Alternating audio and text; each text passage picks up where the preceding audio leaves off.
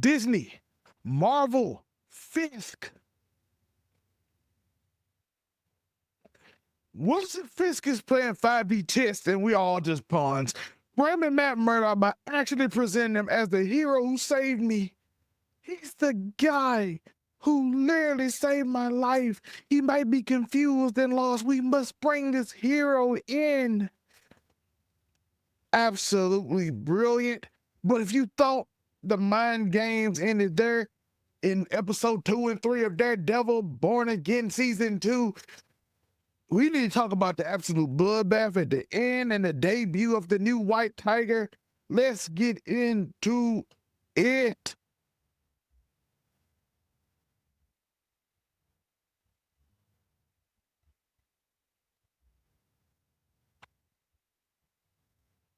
What's going on, everybody? It's your boy Zelmae. Welcome back to Kingpin 99, and where we are reacting, not reviewing. The review will come later when I just want to just get my thoughts out and we do more review and do more study and we can have a discussion. That'll be out probably Friday or later today. I don't know which one. I will post it. So like and subscribe, hit that notification bell and the hype button if you want to. But this is again episode 2 and 3 of season 2 of Daredevil Born Again on Disney Plus. And let me tell you, these episodes had me locked in. I absolutely loved everything they hear. The political intrigue is peaking, the stakes feel incredible, and the supporting cast were massive. We got dangerous situation. If you enjoyed this season, we're gonna have a good time. Because let's get into it. Let's talk about the brilliance of Wilson Fisk. The ultimate setup. This man throughout these 2 episodes, where he was diabolical. We even started off episode 2 with him. Man, I thought you was tougher than that. And he literally punched him into the glass. We don't know what happened after that. That man passed away. He punched him so hard, the man went in the glass. All we saw was blood on glass. This man was trying to encourage him, but he was frustrated. The organization, like the thought process. I felt like after episode 1, he looked a little timid when old boy with Vanessa and all of them came in, and we know all of them. But this episode, we got back to the Fisk we know. This is the Fisk that was like, okay, I have a little bit more reserve than I used to, because when he was bigger than when he was smaller in the old show in the original Daredevil, he was always more like this. But he's a little more reserved, but he had that instinct in this one. I was worried about after episode 1. Was he going to be just like a background character with big moving parts? But I'm more confirmed. If you watched the review, what I did with Monterey and Unico, you know I said what was going to happen to a certain character that came in last episode and fixed some things and was bossing Fisk around. I'm more confident in what I said now. Not only that, this episode had us doing the cages. Let's just be honest. We had the cages, and the cages represented a certain thing going in America right now, which you can do parallels between the AFT and ICE, as well as Fisk and what people would say with Trump. So they try to hit that little real world aspect of it. It's not apples to apples per se, but they try to hit it because you saw the shopkeeper, you saw Angela the Toro's auntie. I don't think you can see these street level people and you see these regular ordinary people. This man was a shop owner who was getting robbed by kids, and they decided, I'm gonna take him. Again, parallel to the real world and all that. Great way to set up, because some people will feel that more, and some people might agree with Fisk in that we don't need people like that hanging around, and some people might feel the opposite way. So it's a great way to show emotion. And then, of course, Angela Del Toro completely shining at the end of episode 3 with becoming the White Tiger and slashing the tires and helping everybody who was captured in these cages that we saw the Punisher in the end of last season. He helped everybody get out because Frank, as they said, some reason he's not helping people right now. But we got to talk about some other stuff because I don't want, this ain't a full on review, so we just gonna go over these real quick. Some other things that I want to talk about that excited me about this episode. BB Ulrich playing with fire, the fake Kingpin story, setting up Daniel Blake in a situation in which Kingpin might end him in the moment we waiting for, because this corporate kiss, I don't want to say the word, is out here sucking up to him. Now we want to know, can we get my boy out of here? We gotta get him out of here. Dr. Glenn, this is the supporting case we're talking about. I don't know how on earth they didn't put her on the stand, because she is not well. She's not well. Put her on the stand.